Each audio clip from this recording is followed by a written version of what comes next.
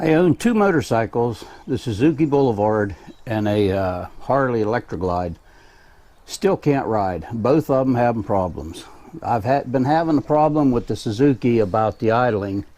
I've got it to where it's better. It doesn't rev real high, but it doesn't run right. I looked online and I could get a tool. There's a tool to reset that idler speed control, the ISC, and I seen some of them were like $1,600. So who's going to pay that to set that once? And I believe that's what it is. So I thought I got to come up with something else. Take it to the dealer. One person had a YouTube thing on with these Suzukis. He said he had the same problem. He showed how it was running. Took it to the dealer, $360. He said for a while it ran great. Then it went right back to the trouble he's having. Now, if you want to replace that on the carburetor body, you have to have a tool to reset it. I looked and looked on eBay, and another thing about buying eBay now is not only the price of it, free shipping, you have to pay tax. Boy, they got into that. So I looked and I seen this tool. And it's a diagnostic tool, but it's set on there. I read all through it and everything.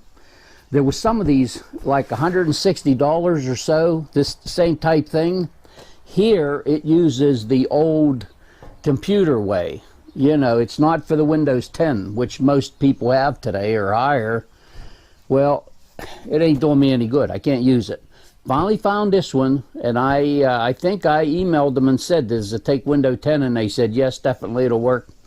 I seen it says it resets the ISC. So that's the idle speed control. And I thought, well, I'm going to try it. Not cheap. $318. I think it was about $20 tax on it. It was free shipping. It come out of New Jersey. Well, I'm here in Western Pennsylvania. I got it fast. I said, I'll go with it. And I'll show it and what happened with this. Now this it's just like a scanner tool for a car.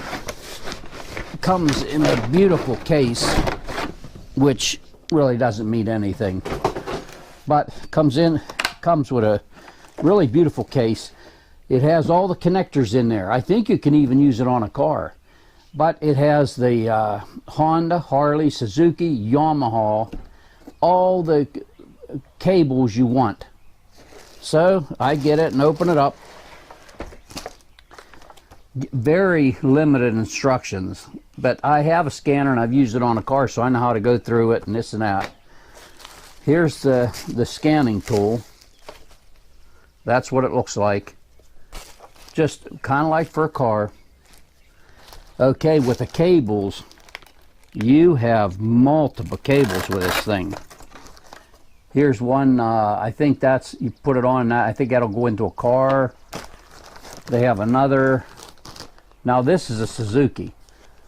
I put it, when you open these bags, I put it in a bag that I can zip tie it. There's one for, I don't even know what it's for. There's so many of them. Fantastic. This, I don't know. They got numbers on them anyway. One even has just 3 little plugs. It goes in the top of that. Just on and on. So here's one. It's got 3 on it. 3 different plugs, and then something here, a wire by itself, and on and on. I believe there's one that will go into your computer, so you can read the bike, then put it in your computer and go through it and see. It'll show you everything wrong. So here's Kawasaki, Honda.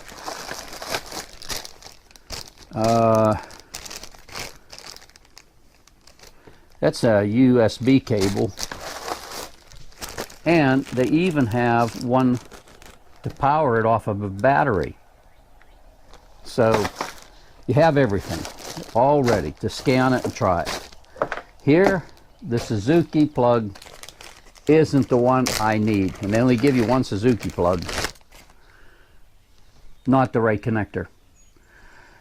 Well, the company seems pretty decent, because when I bought it, they said they got the payment and all this and that, and they said if there's any problem, if you don't get it within a certain time, let them know, you know, they'll take care of it. Sound really good. The company is in China. Well, I got on their website, and well, when they emailed me, I just put, you know, return to sender thing. That's how I got it. And what I said was, I don't have the right connector for the Suzuki. This won't fit. Do you have a plug that fits mine? This is for, it has to be for a different year or something. It almost looked like this unplugged here. Can't get it out, and it ain't going to do me any good anyway. So they got right back to me, and he said, I have a 2-plug sale. You know, you can buy these 2 plugs for Suzukis. And he took a picture of each plug for me and sent them and said, is one of these yours? I said, yes, I seen the one. I know it's for it. I said, that's the one I need. He said, well, you have to buy the 2 in a pack. He said, it's $10 plus freight. I thought, okay, I'll get it. So I said, how do I pay you? He'd come back and he said, here's my PayPal thing. You can pay PayPal. I said, fine. I said, what's the total? $35. So I don't know if that's tax and freight or what, but I got to have it. I sent for it. He said, okay. He said, it's coming from China, 20 to 30 days. Well, the Suzuki, I had cleaned the injectors on it. That seemed to help. And I had talked about, if you take your battery terminals off, take your negative and positive, leave them off the battery and touch them together, it's supposed to reset the computer. It drains all the power out of everything, I guess, that would hold power in there. And I seen that for cars. So I touched them together for a while. Then later on, I watched another one. A guy said, clamp them together and leave them for about 20 to 30 minutes. Well, I didn't know that, but it did run better. Out running, going up and down the road, it's perfect. It's just the idling. I might try that again and put the positive and negative terminals together without the battery, put them together and leave them for about a half an hour and then try it. And they say for a car, a lot of cars it'll work, but you have to drive it a while. You go out and expect it to be set right away. It isn't. It takes a while for the computer to reset to the idle. And one guy said even drive it like a day or two, you know, use the car and the car will reset. So the bike might be the same, but I got the cord coming. Well, I want to ride. Get the Harley out. That's why it's sitting here. I hadn't had it inspected for 3 years. The battery was, well, I had charged the battery off and on. I had put a good charge in it. It's up. Everything's okay. Changed the transmission oil, the oil, put fresh fuel in it. Went all over it, started right up, purred, took it out the road, come back, and I pulled in here. I didn't go out very far, come back, hit the starter, click, click, click, won't start. So I'm like, now what? Checked the battery, and it seemed decent, but it was down some. And it's about 6-year-old battery, but I thought, you know, just to try it and maybe run down, get it inspected and that, and then I'll order another battery. But I thought, I'm going to try something on the battery. Back when I was flying radio control airplanes and helicopters, the batteries were in there were not NiCad batteries, rechargeable, and they were double A's. And I have a thing where I could plug that into and it would cycle them. It would take them so far down. You don't want to drain them completely dead, because then they won't come back. But they would drain down so far, this thing would drain it down, stop, and start charging. Once it was completely charged, it had a time readout, and then you had a formula, and you could figure out how good your batteries were. And I thought, I wonder if I'd do something like that on this bike battery I have sitting here. So what I did was, I had it fully charged. I set this out there, and I happened to have, somebody gave me, you know me, I can't throw anything away. I had an old car headlight. Wired it to the battery, and I started watching. Every 15 minutes, then like 30 minutes, I'd check it. I'd check the voltage. And what I did was, let me see, I have it here. And it took 3 hours, and I took that battery down to, well, it should be well over 12 volts. Here it is. Find the right paperwork. I kept all my notes on it, and it was like 11.99, almost 12 volts. It should have been a little higher than that. Okay, so I took it clear down to 9.34 volts. So I wanted it under 10, so I took it down to there. That was 3 hours that light was on. Now I put it back on my charger, and I've shown it on a different video that charger there, it's the best. I like it. And it took a long time. That was off, I have it written here, 12 noon. So I started early in the morning. I started around 9:15 in the morning. At 12 o'clock, it was 9.34 volts. So I put it right back on the charger, and it took all the rest of that day and into the night, and it was about 12:30 at night. I'd come out every so often and check. It was about 12:30 at night, or the next morning. It was completely charged, 100%. And that cycled that battery, and it is really up now. I mean, I used it and come back and it wouldn't start. I don't think it's a battery. Later today, I'm going to take the bike, put the battery in, take it out here, and put my wife, I'm going to get it to running temperature. Then I'm going to put the wife's jumpers on it from her car. Positive to positive, negative to negative, just like you're jumping it. Then I'm going to rev it up and check the battery, put meter on it, and see if it should go up to like over 14 volts, showing it's putting a charge back in the battery. Because when I did get it started again, I checked it, I left it set a while, and the battery comes back, and it would be not much over 12. And I would, you know, I had it on idle, I'd speed it up. You get a certain point, it should be charging. It wasn't. So I'm thinking, I had replaced the voltage regulator one time. It could be the stator in there, the rotor. So I found on eBay a guy that sells the whole thing. You get the stator, the rotor, and the rectifier. I think it was going to be $120, but the plug's different. I have a 4-prong plug. His was 2. So I asked him, I said, being I'm replacing all that for this bike, and it said compatible with this bike, 1970 Harley Electric Glide FLH. It said it's compatible. And I said, would that plug make a difference? I don't think he knew enough to say yes. He said, well, I'm not sure. He said, I would have to say it's not for your bike. And I think it was to protect himself, so I didn't buy it and then come back and say, oh man, you sold me that, you know, give him a bad rating. I understand it. Finally found another one, and it was the same way, but I read through it, and it said the photo that they show had 2 plugs. He said that might not be the one you get. You're going to get the one for your bike.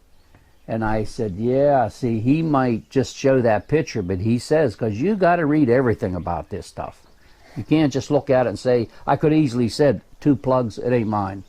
But I read, and he said, you know, if you have any questions, get in contact with him. So I'm going to get in contact with him and ask him and say, mine's a 4-prong plug. Do you have one?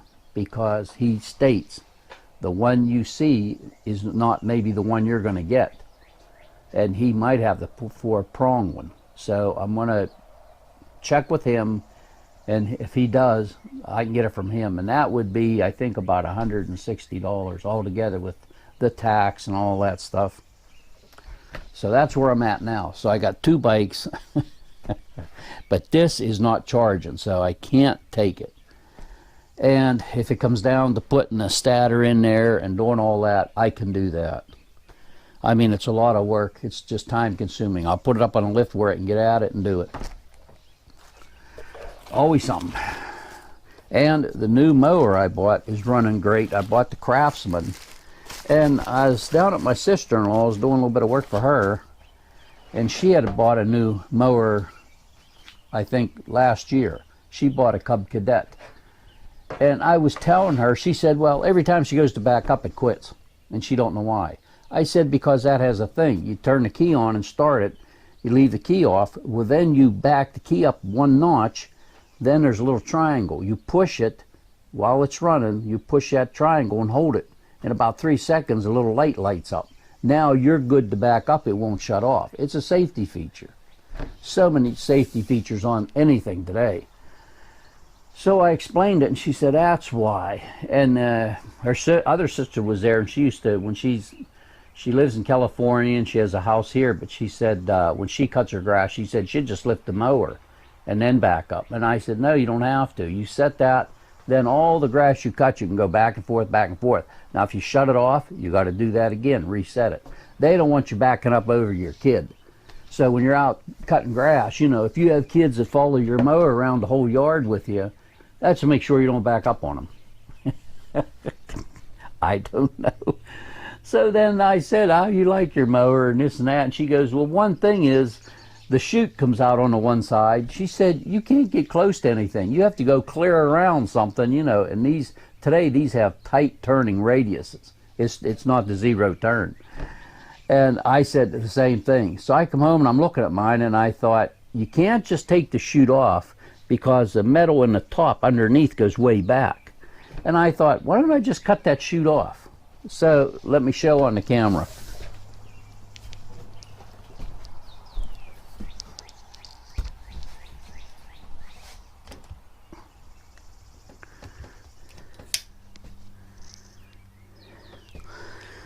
So you can see there how much I cut off. I cut that much off. I marked it with a paint pen, and then I took it off and cut it. Now see, that's how much flap I have left, but you can see underneath how that part there, the metal, is way back in.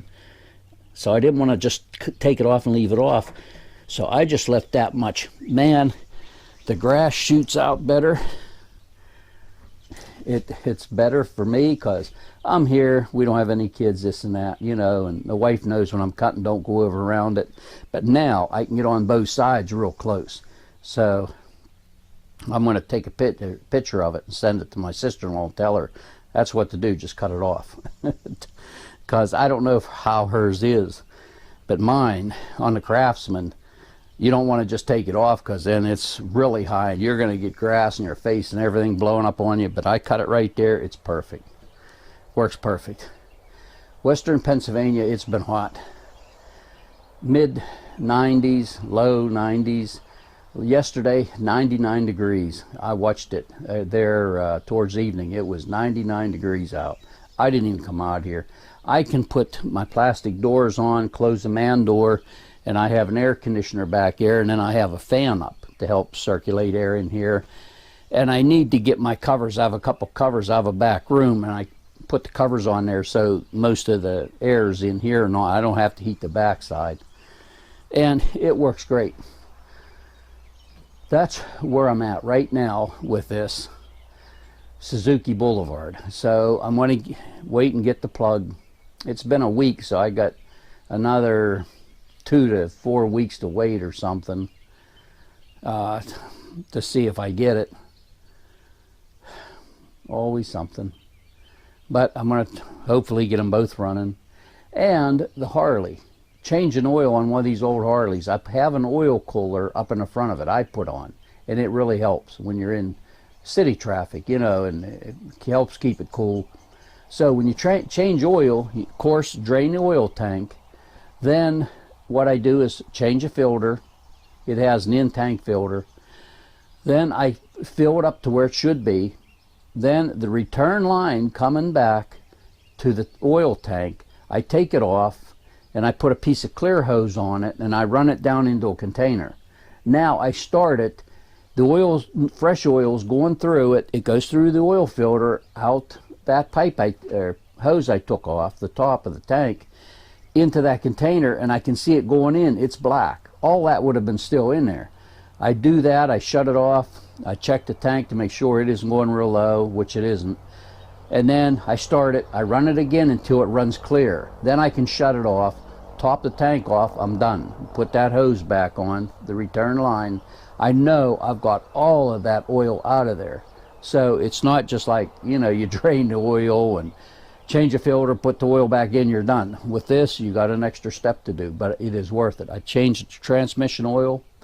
And another thing is I only use Harley Davidson oil in the Harley Davidson. And I had told on a video about looking into getting other oil so I don't have to go to the Harley shop and their expense. And it was at AutoZone. I went and asked him, the guy researched it. He come back out and he said, I recommend you put Harley oil in that. He said it has additives that the other oils don't have. Now the Suzuki, I've been using Mobile 1. A lot of people do, and that's fine. But the Harley, and this is $7.49 a quart, and it took 4 quarts to fill it. So, you know, I bought a couple extra ones. But how often do you really change it? A lot of guys, you know, like me, I don't ride all that much. So once a year, it's worth it. But I use definitely. And I seen one guy on there, I should have probably left him a comment about it, but I didn't want to get into it. And he said about a car oil he's been using in his Harley, it works great. Fine. But I'm telling you, I use Harley oil and that's it. That's one thing I won't deviate from to save a few bucks. I'm using Harley oil.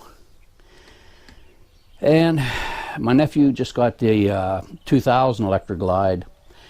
And he said he put regular fuel in it, or yeah, regular unleaded, not the higher end premium.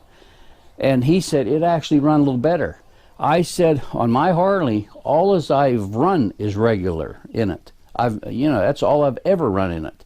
One time I tried it for a while. I kept putting premium gas in. Didn't do any difference. Not to me. It ran just the same.